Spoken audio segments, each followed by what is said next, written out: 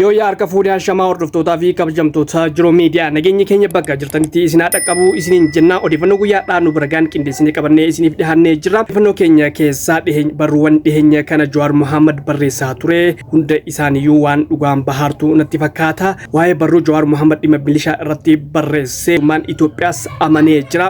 Odeeffannoo kana qindeessinee qabannee isiniif dhiyaannee jirra. Dhugaan baate maal kan jedhu kan biraa immoo foon harree Itoophiyaa keessatti waan yamamaa jiru natti fakkaata gara mootummaa Itoophiyaatiin ibsa har'aa bahetu jira. Isas qindeessinee qabannee isiniif dhiyaannee jira. Egaa hordoftootaa fi kabajamtoota jiruu miidiyaa odeeffannoo kanaa fi kan kana fakkaatan hunda isaa bal'inaan qabannee isiniif dhiyaannee jirra. Namoonni jiruu miidiyaadhaaf haaraa taatan yookaan subscribe gochuudhaan maatii jiruu miidiyaa akka taatan isiniin jenna. Akkasuma like share gochuudhaan nu jajjabeessaan dhaamsa keenya guddaadha. Gara odeeffannoo keenya bal'inaatti isin dabarsina. Isinis hamma xumuraan faana turaan affeerraa keenya.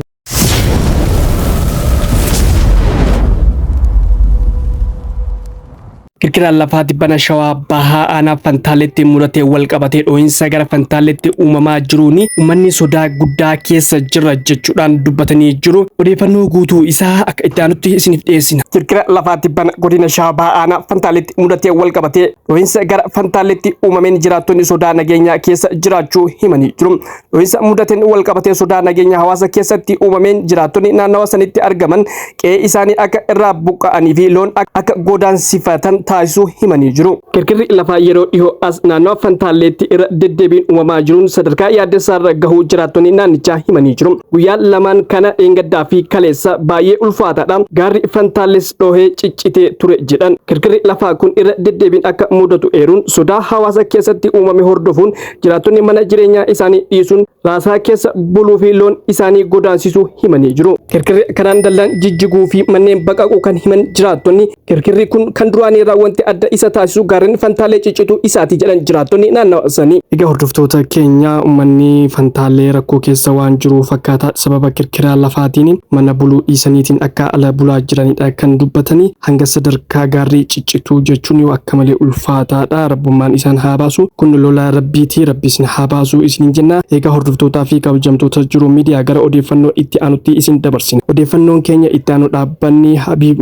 Manufacture jedhamu bulchiinsa magaalaa Bishooftuu magaalaa Duukamitti kan argamu hojjettoota hojii irraa dhaabuu fi mindaa isaaniillee kafaluu fi diduudhaan akka isaan rakkisaa jiru hojjettoonni dhaabbatichaa keessaa odeeffannoo nu gahanii jiranii odeeffannoo isaan nu gahanii akka itti aanutti isiniif dhiyeessina. Dhaabbanni Habiib Manufacture jedhamu bulchiinsa magaalaa Bishooftuu kutaa magaalaa Duukamitti argamu hojjettoota hojii irraa dhaabuu fi mindaa gadi aanaa kafaluun rakkisaa jiraachuu maddeen himanii jiru. Dhaabbanni kun abbaan qabeenyummaa isaa kan lammii Chaayinaa yoo ta'u uffata jiinsii jedhamu kan oomishuu fi hojjettoota 5,000 ol kan of jalaa qabu ta'uu hojjettoonni dhaabbaticha keessaa himanii jiru. Dargaggoonni fi shamarran dhaabbaticha keessa hojjechaa jiran baatiin birrii hanga 3,000 kan hin caalle kan argatan yoo ta'u peerooliin isaan irratti mallatteessanis mindaan fudhatan kanuma agarsiisa. Dhaabbatni kun kafaltii hojii keenyaan walgitu nuuf hin kafalu jechuun kan komatan hojjettoonni daranaan adda addaas nurratti raawwatamaa jira jedhu. Reebicha hidhaa hojiirraa ari'amuu dabalatee waan nu mudatu baay'eedha jechuun kan ibsan hojjettoonni dhaabbaticha kana keessa hojjetan dhaabbata tokko keessaa yoo ari'amtu dhaabbata naannoo sana jiru seentee hojjechuun hin dandeettu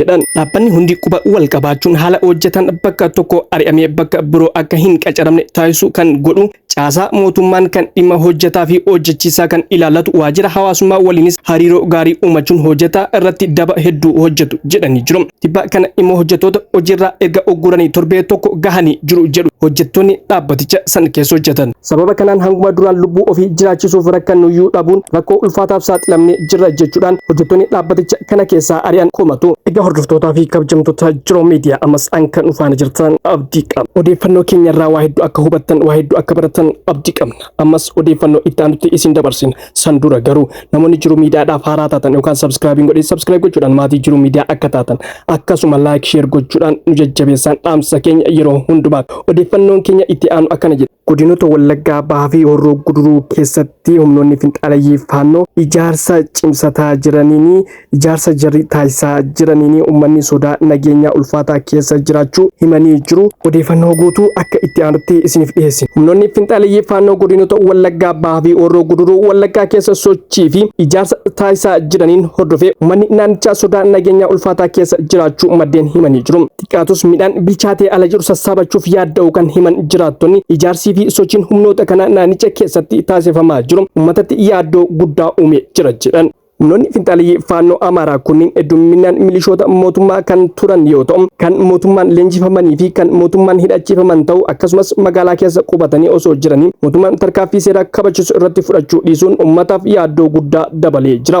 Mootummaa kanneen akka raayyaa ittisa biyyaa waliin wal arganii marii akka taasisaa jiran jiraattonni itti dabaluudhaan dubbatanii jiru. Egaa hordoftootaa fi kabajamtoota keenya uummanni akka jedhaatu jirutti uummanni godina Wallaggaa Bahaa faannoon mootummaadhaan akka hidhachiifamee jiru akkasumas mootummaan akka leenjihee jirudha kan dubbataa jiru. Asii mootummaan Itoophiyaa faannoo dhoofna jechuudhaan kan dubbataa jiru. Uummanni immoo faannoo fi mootummaan harka wal keessaa qaban jechuudhaan kan komataa jiru. Mootummaan Itoophiyaa ni balleessinaa osoo hin taane yoo ofiillee hidhachiisee jiraate yoo garee isaallee ta'e ammatti uummanni nagaa barbaada waan ta'eef waan facaafate hamatu barbaada waan ta'eef karaa nagaatiin galchitee waraantee galchitee osoo galchitee uummanni boqonnaa fudhatee irra caala filatamaadha jechuudha. Fi nuti akka jiru miidiyaatti nuti miidiyaadha malee kana deeggarraa kanatu dhugaa dubbataa kanatu soba dubbataa osoo hin taane komii uummataati. Komii uummata qilleensarra oolchuun immoo dirqama waan ta'eef mootummaan ni balleessinaa jechuu danda'a. Uummanni immoo mootummaa fi faannoon waliin jiran jechuudha danda'a. Sababni isaallee uummanni inni argaa waa hubatu malee waa argu malee waa hin jedhu. Mootummaan immoo ni balleessaa irra uummanni nagaa barbaada waan ta'eef karaa nagaatiin atuu hidhachiiftee uummata keessa bobbaaftee uummata ittiin dararuuf ta'e karaa nagaatiin nu galchitee waraanaa nu galchitee ammatti uummanni faannoon akka irraa buqqa'u barbaada waan ta'eef osoo komiin uummataa kun dhagahamee irra caala bareedaa natti fakkaata. Egaa hordoftootaa fi kabajamtoota Jiroo Miidiyaa ammas odeeffannoon keenya qabannee isiniif dhiyaanne akkuma itti fufeetti jira. Odeeffannoon keenya itti aanu Itoophiyaan foon affeelame gara biyya alaa erguudhaaf qophiitti akka jirtu dubbattee jirti. Foon isin erguuf jirtu foon akkamiiti? Akka itti aanutti isiniif dhiyaata. Itoophiyaan foon affeeliin gara gabaa Chaayinaatti akka erguuf jirtu qondaalli himanii jiru. Daayirektarri itti aanaa Inistituutii Misooma Beellada Itoophiyaa Saalhuun Muluu foon nuti erginu kunneenis foon hoolaa, foon horii, kan re'ee fi kan gaalaa ta'uu himanii jiru.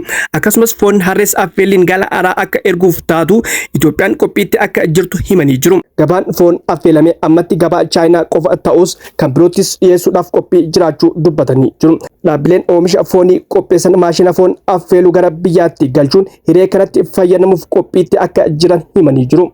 Egaa hordoftootaa fi kabajamtoota Jiroo Miidiyaa Itoophiyaan foon affeelame gara biyyaatti erguun gabaa isii akka babal'isaa jirtudha kan dubbatte. Kana dura foon re'ee, hoolaa fi foon loonii kan ergutu ta'us amma foon harrees affeelamee gara Chaayinaatti akka ergamuuf ta'udha kan itti aanaan Inistituutii Misooma Beellada Itoophiyaa dubbate. Kana jechuun foon harree Itoophiyaa keessatti ni heeyyama jechuudha. Itoophiyaan kana dura foon harree ni gurgurreettee ifatti akkanatti dubbattee hin beektu. Kun kan jalqabaati. Amma inumaayyuu foon hin bilchaanne osoo hin taane foon bilchaate gara Chaayinaa akka erguudhaaf taatu kan dubbatte. Gara Chaayinaatti miti gara biyyoota biraatiyyuu erguudhaaf akka jirtudha kan dubbatte. Daldaltoonni fooniis hiree kanatti fayyadamnee maashina gara biyyaa galchuudhaan foon harree hojjennee gara biyya alaa ergina jechuudhaan kan isaan dubbataa jiran. Kana jechuun foon harree biyya keessatti ni babal'ata jechuudha guutumaan guutuutti. Egaa hordoftootaa fi kabajamtoota Jiroo Miidiyaa odeeffannoon keenya akkuma itti fufeetti jira. Odeeffannoon keenya itti aanu dhugaan Jawaar baatee kan jedhudha. Dhugaan Jawaar akkamitti baate yoo kanaan jettan ta'e wantootuma dhiheenya kana Jawaar babarreessaa ture mootummaan Itoophiyaa amanee gadi baase. Innis maalidha yoo jettan waa'ee dhimma milishaa irratti akkasuma qaama mootummaa keessa taa'ee nama saamuu fi meeshaa waraanaa mootummaa fayyadamuudhaan karaa irratti bahee nama butuudhaan akka qarshii nama gaafataa jiranii milishoota mootummaa Itoophiyaa ta'uu mootummaan Itoophiyaa guyyaa hadhaa gadi baasee jira. Odeeffannoo guutuu isaa akka itti aanutti isiniif dhiyeessina. Dhiheenya kana magaalaa Finfinneetti milishoonni 3 meeshaa hidhatanii nama dhuunfaa sodaachisuun saamicha mallaqaa yommuu raawwatan qabamuun hidhaa waggaa 8 fi 6 adabamu miidiyaan biyyattii gabaasee jira. Milishoonni 3 kunniin godina Shawaa Kaabaa ana alulaatti faayidaa isaaniif hin malle argachuuf jecha dhuunfaa irraa birrii 20,000 fudhatu isaanii miidiyaa biyyattii gabaasee jira. Egaa hordoftootaa fi kabajamtoota keenya odeeffannoo kana kan gabaasee miidiyaa biyyattiitti akkasuma BBC'n afaan Oromoos gabaasee jira. Jala seentanii ilaaluu ni dandeessu. Jawaar Mohammadis kan jedhaa ture waanuma kana jechuudha. Qaamni seera mootummaa kabachiisa jedhee socho'u uummatarraa akka birrii saamaa jiruu fi ka uummata dararaa jiruudha kan dubbataa ture. Waanuma sanadha yeroo isaa eeggachiisee rabbiin miidiyaa jaraatiin akka gabaasan godhee Jawaaris kan jedhaa ture kanuma dhugaan ni qal'atti malee hin cittu akkuma jedhan sana dhugaan yeroo isaa eeggateetiin bahee jira. Ammas wantoonni Jawaar Mohammad jedhaa jiru yeroo isaa eeggatee yeroo waan bahu ta'a kan waliin ilaalu ta'a. Egaa hordoftootaa fi kabajamtoota jiru miidiyaa odeeffannoo keenya guyyaadhaa kan waan golamne jira. Odeeffannoo keenya biraatiin hamma walitti deebinutti nagaan turaa isiniin jenna. Namoonni jiru miidiyaadhaaf haaraa taatan yookaan sabskiraabii godhin sabskiraabii gochuudhaan maatii jiru miidiyaa akka taatan isiniin jenna. Akkasuma laayik sheer gochuudhaan nu jajjabeessan dhaamsa keenya yeroo hundumaatiin waan nu wajjin turtaniif galatoomaa ulfaadha.